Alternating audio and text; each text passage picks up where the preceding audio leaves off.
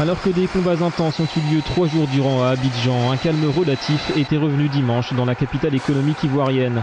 Les tirs sporadiques rappellent tout de même que la tension reste présente. Une tension qui a poussé les forces françaises de la Licorne à aller au-delà de leurs prérogatives. Alors qu'elles se contentaient jusqu'ici de soutenir l'ONU et de surveiller les combats entre pro-Gbagbo et pro-Ouattara, les forces françaises en Côte d'Ivoire ont pris le contrôle de l'aéroport international d'Abidjan.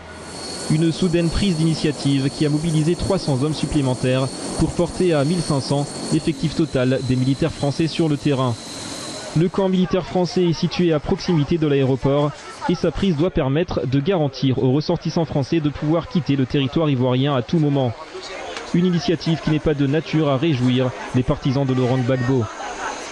Nous considérons à ce jour que cette force, la force française Licorne, agit en Côte d'Ivoire comme une armée d'occupation, en dehors de tout mandat, car le mandat de l'ONU ne donne pas autorité à la force Licorne d'occuper l'aéroport d'un État souverain.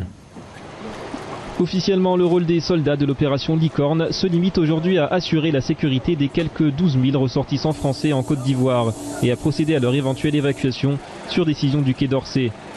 Des ressortissants auxquels Nicolas Sarkozy a officiellement demandé dimanche de se regrouper sans tarder. Nous n'exposerons pas les Français comme otages ou comme victimes indirectes d'un affrontement entre les forces ennemies, c'est ce qu'a déclaré Gérard Longuet, le ministre français de la Défense. La France qui s'efforce de ne pas intervenir directement dans le conflit et dit se mettre volontairement en retrait des combats. Même si le camp Gbagbo fustige l'attitude de l'ancienne puissance coloniale, accusée d'être une armée d'occupation.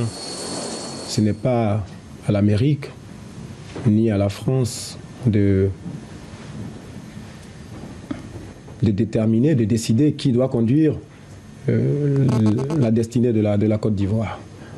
Tous ces propos contribuent à jeter de l'huile sur le feu. Les États-Unis et la France n'ont fait qu'exacerber les tensions depuis la fin du second tour de l'élection présidentielle.